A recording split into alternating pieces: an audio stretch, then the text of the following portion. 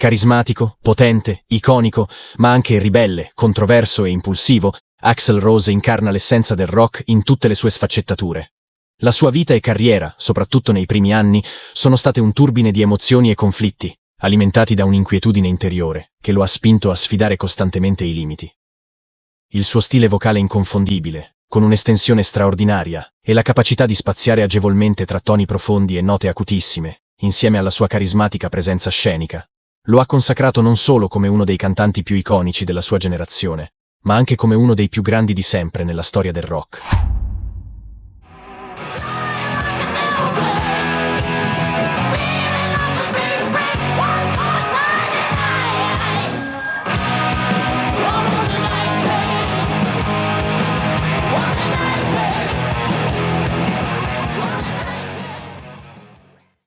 Nato il 6 febbraio 1962 a Lafayette, Indiana, Axl Rose è diventato famoso negli anni '80 come la voce e la personalità principale dei Guns N' Roses.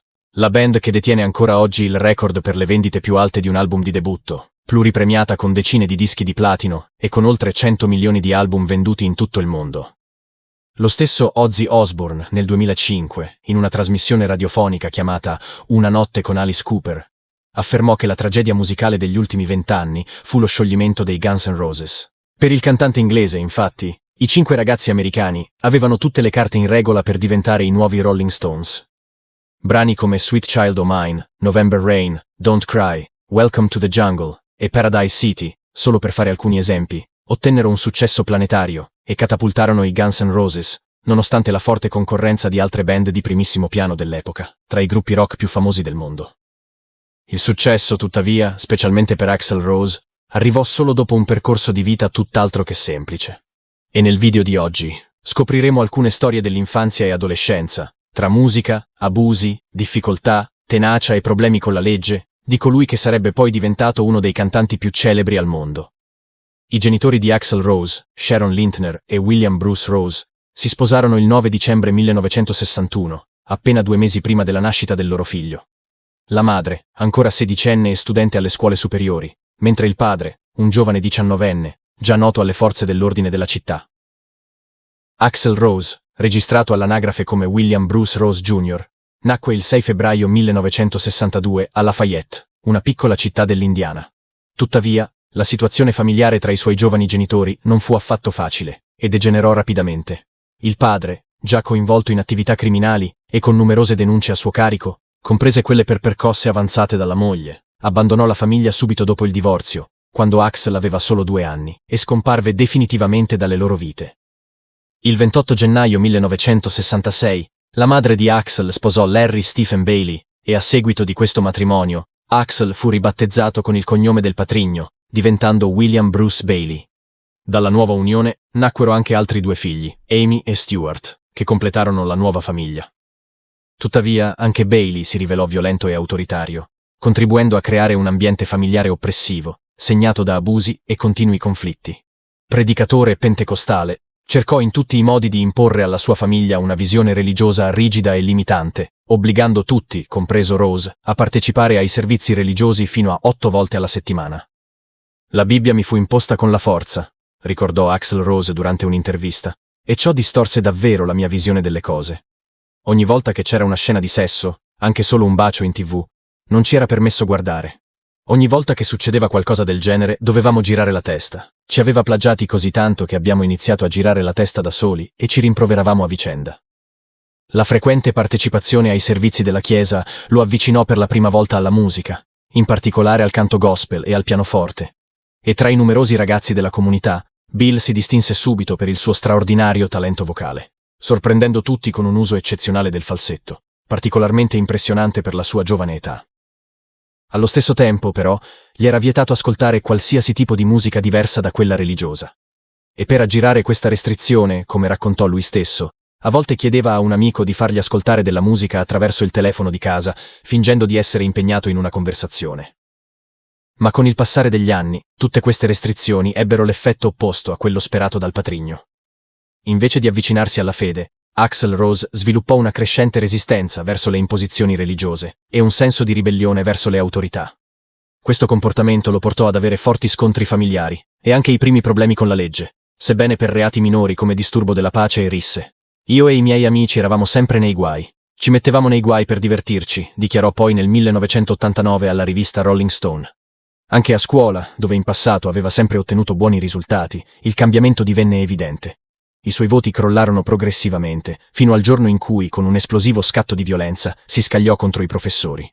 In quel contesto scolastico, però, avvenne anche l'incontro che avrebbe avuto un impatto fondamentale sulla vita di Bill. L'amicizia con un compagno di nome Jeff, che in seguito sarebbe diventato famoso come Izzy Stradlin.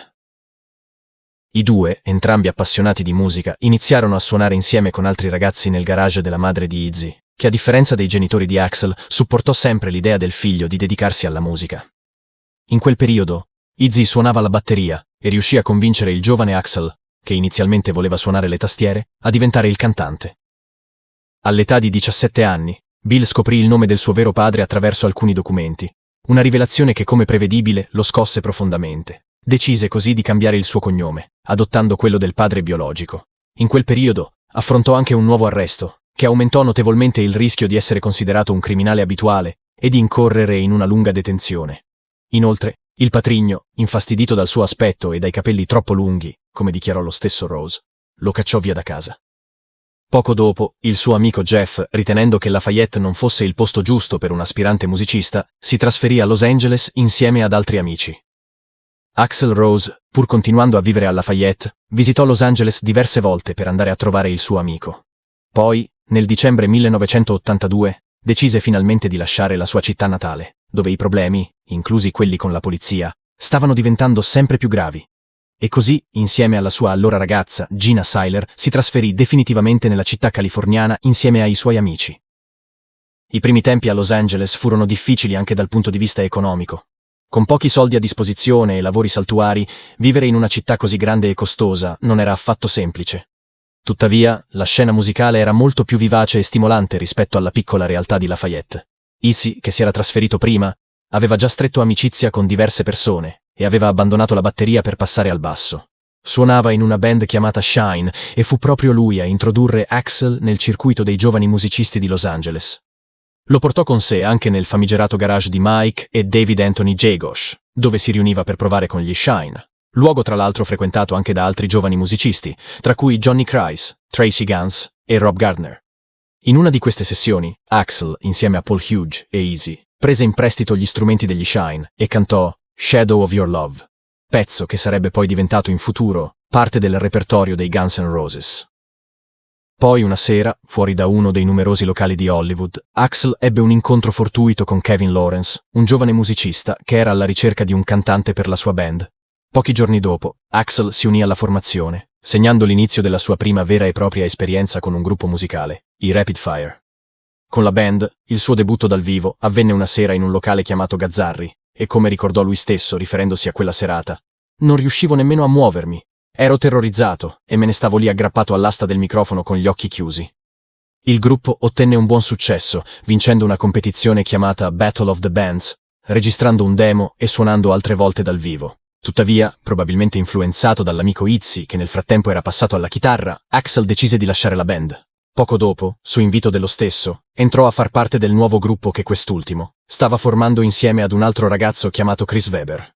Il nome iniziale scelto per la band fu proprio Axl, un nome che, a quanto pare, era già stato adottato da alcuni amici ai tempi della scuola di Lafayette. Rose, anche a Los Angeles, utilizzava ancora il suo nome di battesimo Bill. Il primo concerto della band, tenutosi all'Orphanage, fu eseguito sotto il nome di Axl. Tuttavia, poco dopo, scoppiò una lite, e Axl, arrabbiato, decise di lasciare temporaneamente la band dopo appena un paio di spettacoli. Nonostante ciò, tornò poco dopo esprimendo il desiderio di riprendere a suonare.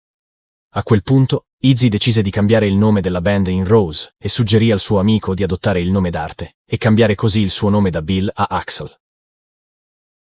In quel periodo, nella scena musicale di Los Angeles, era comune che i giovani musicisti passassero da una band all'altra, si riunissero a vecchi gruppi o sperimentassero nuove collaborazioni, dando vita a inedite amicizie e nuove formazioni.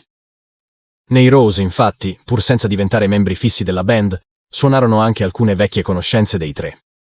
I Rose registrarono 2 demo che includevano brani come Shadow of Your Love, Reckless Life, Anything Goes, Killing Time e Rocker. Suonarono anche in diversi concerti dal vivo, e in uno di questi, tra il pubblico, si presentarono due giovanissimi musicisti. Un chitarrista di nome Saul Hudson, che sarebbe poi diventato noto come Slash, e il suo amico batterista Steven Adler. La presenza scenica di Izzy e Axl colpì profondamente i due ragazzi, che in quel periodo erano alla ricerca di un cantante per la loro band chiamata Road Crew. E come ricordò Steven Adler anni più tardi, dopo aver visto i Rose dal vivo, dissi a Slash: se riusciamo a prendere quel cantante e quel chitarrista, avremo una band fantastica. Nel frattempo, la band cambiò nuovamente il nome in Hollywood Rose, ma durante un concerto con gli Stryper al Music Machine si verificò un incidente sul palco. Weber colpì accidentalmente Axl con la parte superiore della chitarra, scatenando la sua rabbia. Axl, noto per il suo ego particolarmente sensibile e suscettibile, reagì negativamente e la band si sciolse poco dopo. Più tardi, senza Weber, Axl decise di rifondare la band insieme a Izzy. I due pubblicarono un annuncio per cercare un chitarrista solista, a cui rispose Slash. A un certo punto, ricordò Slash più tardi, Axl mi propose di suonare con gli Hollywood Rose, il che mi sembrava una buona idea all'epoca. Axl mi scelse, ma non parlò mai con Izzy a riguardo, quindi mi trovai un giorno a entrare in uno studio di prove chiamato The Fortress a Hollywood, senza sapere che ci fosse tutta questa tensione. Lì trovai Izzy, e poiché Axl aveva preso questa decisione senza il suo coinvolgimento, Izzy lasciò la band. Steve Darrow e il mio amico Steven Adler entrarono nel gruppo, e questo fu l'inizio della vera relazione tra me e Axl. E così, il 16 giugno 1984, Axl Rose, Slash, Steven Adler e Steve Darrow fecero il loro debutto dal vivo al Madame Wong's West, con una performance che destò entusiasmo e curiosità nella scena musicale di Los Angeles. Successivamente però, durante altre 2 date al Troubadour, Axl scatenò il caos. Una volta lanciò un bicchiere contro il muro del locale, suscitando la furia del proprietario, e in un'altra occasione ebbe una rissa con un fan delle prime file. Questi eventi portarono Slash a prendere la decisione di lasciare la band. A quel punto, ognuno seguì la propria strada. Axl si unì agli Elegance di Tracy Guns e andò a vivere con lui. Tuttavia, dopo un litigio con il loro manager la notte di Halloween, Axl decise di lasciare la band. Nonostante ciò, continuò a collaborare con Tracy Guns e insieme scelsero il nome Guns N' Roses per il loro nuovo progetto.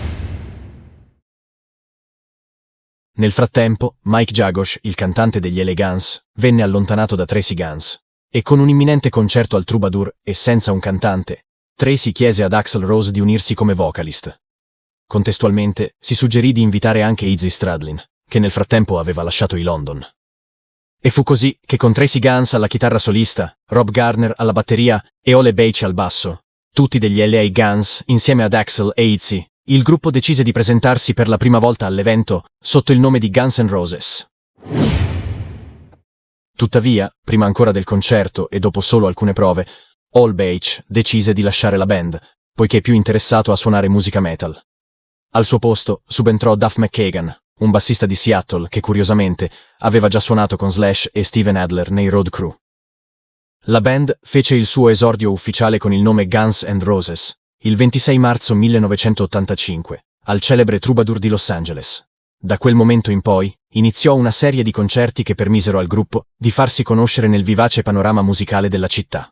Questi primi spettacoli furono fondamentali per mettere in luce il talento straordinario di Axl Rose come frontman e cantante, capace di catturare tutta l'attenzione del pubblico con la sua potente voce e l'energia travolgente sul palco. La band rapidamente guadagnò un seguito crescente, consolidando la loro reputazione come una delle formazioni emergenti più promettenti della scena rock losangelina. Successivamente, sia Tracy Guns che Rob Gardner lasciarono la band.